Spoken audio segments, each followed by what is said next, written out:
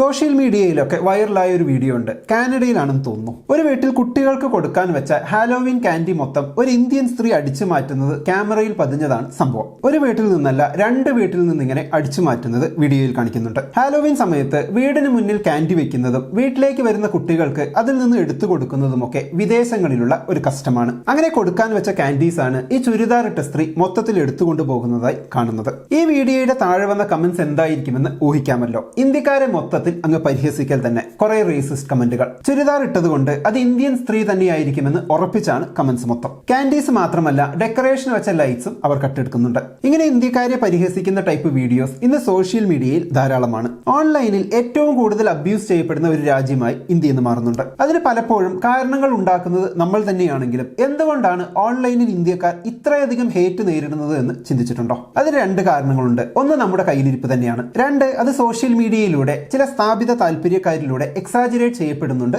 എന്നതാണ്. ചില സ്വഭാവങ്ങൾ അത് ഇന്ത്യൻ സ്വഭാവങ്ങളാണ്, അതല്ലെങ്കിൽ തേർഡ് വേൾഡ് കൺട്രീസിന്റെ സ്വഭാവമാണ് എന്ന് വരുത്തി തീർക്കാനുള്ള ഒരു ശ്രമം കൂടിയുണ്ട്. ഉദാഹരണത്തിന്, നേരത്തെ കാണിച്ച വീഡിയോയിൽ ഇന്ത്യക്കാരുടെ ആർത്തി, സെൽഫിഷ് നേച്ചർ, സിവിക് സെൻസ് ഇല്ലായ്മയൊക്കെ ചർച്ചയാകും. എന്നാൽ ഒരു കാര്യമുണ്ട്, ഇങ്ങനെ ഹാലോവീൻ കാൻഡി അടിച്ചു മാറ്റി ക്യാമറയിൽ കുടുങ്ങിയത് ഇന്ത്യക്കാർ മാത്രമല്ല, വേറെയുമുണ്ട്. പക്ഷെ അപ്പോഴും ഇമിഗ്രൻസ് ആണ് ഇത് ചെയ്യുന്നത് എന്നൊരു സംഭവമുണ്ട്. അതായത് ഇമിഗ്രൻസിന്റെ ഈ ഒരു ടൈപ്പ് സ്വഭാവത്തെ ഇന്റർനെറ്റിലൂടെ കളിയാക്കി സ്വയം വലിയവരാവുകയാണ് മറ്റുള്ളവർ. ഇമിഗ്രൻസിന് അഥവാ തേർഡ് വേൾഡ് കൺട്രിയിൽ ജീവിക്കുന്നവർക്ക് സെൽഫ് കൺട്രോൾ ഇല്ല, ആർത്തിയാണ് എന്ന തരത്തിൽ ഓൾറെഡിയുള്ള സ്റ്റീരിയോ ടൈപ്പിനെ ഒന്നുകൂടി ശക്തമാക്കാൻ ഇത്തരം ആൾക്കാർ സഹായിക്കുമ്പോൾ അത് വീഡിയോ ആക്കി ലോകം മുഴുവൻ പ്രചരിപ്പിച്ച് നമ്മളെ ഒന്നുകൂടി താഴ്ത്താൻ മറ്റുള്ളവർ ശ്രമിക്കുന്നു. വേറൊരു വീഡിയോ ഉണ്ട്. ഒരു ഇന്ത്യക്കാരി പബ്ലിക് ട്രാൻസ്പോർട്ടിൽ കൈകൊണ്ട് ഭക്ഷണം വാരി കഴിക്കുന്നതാണ് വീഡിയോ. ചോറ് പോലെയുള്ള എന്തോ ആണ് കഴിക്കുന്നത്. ബ്രെഡ് പോലെ കയ്യിൽ പറ്റി പിടിക്കാത്ത ഒന്നല്ല കണ്ടിട്ട് കമന്റ്സ് 2 തരത്തിലാണ്. ഒന്ന്, ആ സ്ത്രീയെ സപ്പോർട്ട് ചെയ്തുകൊണ്ട് അവർ അവരുടെ കൈ കൊണ്ട് വാരി അവരുടെ വായിലേക്കല്ലേ ഇടുന്നത്, അതിന് നിങ്ങൾക്ക് എന്താ ടൈപ്പ് കമന്റ്സ്. എന്നാൽ പബ്ലിക് പ്ലേസിൽ മറ്റുള്ളവർക്ക് അറപ്പുണ്ടാക്കുന്ന രീതിയിൽ കഴിക്കുന്ന ഇന്ത്യക്കാരിയെ കുറ്റപ്പെടുത്തിക്കൊണ്ടുള്ളതാണ് മറ്റു കമന്റ്സ്. ഇന്ത്യൻ വിദ്യാർത്ഥികൾ ജർമ്മൻ ബസ്സിൽ കയറി ഒച്ചപ്പാടുണ്ടാക്കി പാട്ടുപാടി ബഹളം വെക്കുന്ന വേറൊരു വീഡിയോയുമുണ്ട് ഇന്ത്യക്കാരുടെ സ്വഭാവത്തെ കാണിക്കാൻ സോഷ്യൽ മീഡിയയിൽ.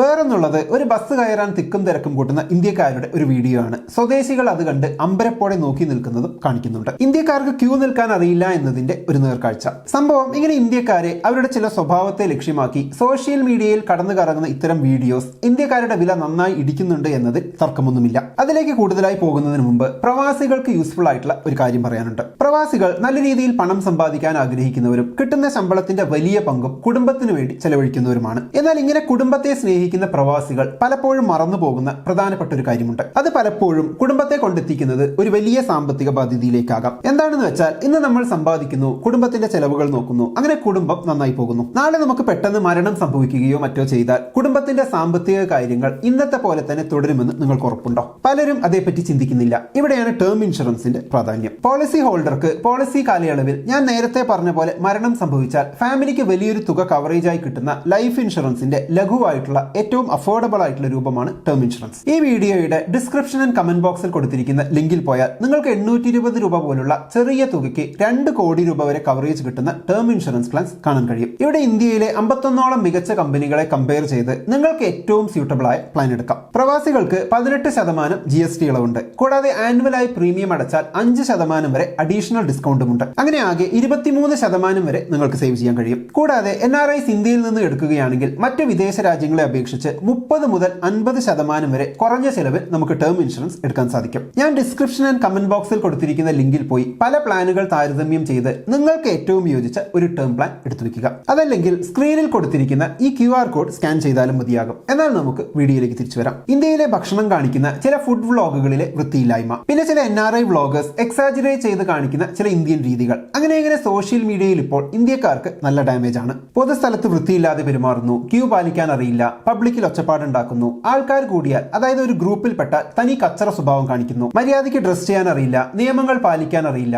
വൃത്തിയില്ല, പെണ്ണുങ്ങളെ തുറച്ചു നോക്കുന്നു. ഇങ്ങനെയുള്ള ചില മോശം സ്വഭാവങ്ങൾ ഇന്ത്യക്കാരുടെ ഒരു രീതിയാണെന്ന് കാണിക്കുന്ന ധാരാളം വീഡിയോസ് സോഷ്യൽ മീഡിയയിൽ കടന്ന് കറങ്ങുന്നുണ്ട്. ഇന്ത്യക്കാർ റേജ് ബെയിറ്റിംഗിന് വേണ്ടി ചെയ്യുന്ന എക്സാജറേറ്റ് ചെയ്ത വീഡിയോസ് പോലും മറ്റുള്ളവർ പെർസീവ് ചെയ്യുന്നത് ഇന്ത്യക്കാർ മൊത്തം ഇങ്ങനെയാണ് എന്ന രീതിയിലായിരിക്കാം. അതിനൊപ്പം അറിഞ്ഞുകൊണ്ട് ഇന്ത്യക്കാരെ മോശമാക്കുന്ന ചിലർ കൂടിയാകുമ്പോൾ ഇപ്പോഴുള്ള അവസ്ഥ തന്നെ വരും. എന്നാൽ ആരൊക്കെ നമ്മളെ മോശക്കാരാക്കാൻ നോക്കുന്നു എന്ന് പറയുമ്പോഴും നമ്മൾ അതിന് നിന്ന് കൊടുത്തിട്ട് കൂടിയാണ് അത് സംഭവിക്കുന്നത് എന്നത് മറക്കരുത്. പബ്ലിക് പ്ലേസിൽ തുപ്പിയും വേസ്റ്റ് വലിച്ചെറിഞ്ഞും നമുക്ക് ശീലമായത് മറ്റൊരിടത്ത് കാണിക്കുമ്പോൾ അത് നമ്മുടെ സ്വഭാവമായി വിലയിരുത്തപ്പെടുന്നത് സ്വാഭാവികം. യൂട്യൂബിലെ ഇന്ത്യൻ സ്ട്രീറ്റ് ഫുഡിന്റെ അവസ്ഥ കാണുമ്പോൾ ഇന്ത്യക്കാരുടെ ഭക്ഷണം പോലും വൃത്തിയില്ലാത്തതാണ് എന്ന് വിദേശികൾ കരുതിയാൽ നമുക്ക് അവരെ കുറ്റം പറയാൻ പറ്റില്ല. സോഷ്യൽ മീഡിയയിൽ നമ്മൾ ഇത്രയധികം ഹേറ്റ് ഏറ്റുവാങ്ങുന്നതിൽ എന്തൊക്കെ പ്രൊപ്പഗാൻഡ ഉണ്ടായിരുന്നാൽ പോലും നമ്മുടെ കയ്യിലിരിപ്പും കൂടി അതിനൊരു കാരണമാകുന്നുണ്ട് എന്ന് ചുരുക്കം. ഇതിന്റെ ഒരു കോൺസിക്വൻസ് ശരിക്കും അനുഭവിക്കുന്നത് ഇങ്ങനെയുള്ള പ്രശ്നങ്ങളിൽ ഒന്നും ചെന്നുപെടാതെ ഫോറിൻ രാജ്യങ്ങളിൽ നോർമലായി ജീവിച്ച് അവിടുത്തെ രീതികളുമായി ഇന്റഗ്രേറ്റ് ചെയ്ത് ജീവിക്കാൻ ആഗ്രഹിക്കുന്നവരാണ്. പ്രത്യേകിച്ച് ഫോറിൻ രാജ്യങ്ങളിലെ സ്കൂളുകളിൽ പോകുന്ന കുട്ടികൾ. കാരണം വിദേശികളിലെ മുതിർന്നവരിലെ ചിലർ മനസ്സിൽ ഇന്ത്യക്കാരെ കുറിച്ച് മോശമായി കരുതുന്നുണ്ടാകുമെങ്കിലും അവരിൽ ഭൂരിഭാഗവും പുറത്ത് മാന്യമായിട്ടായിരിക്കും പെരുമാറുന്നുണ്ടാവുക.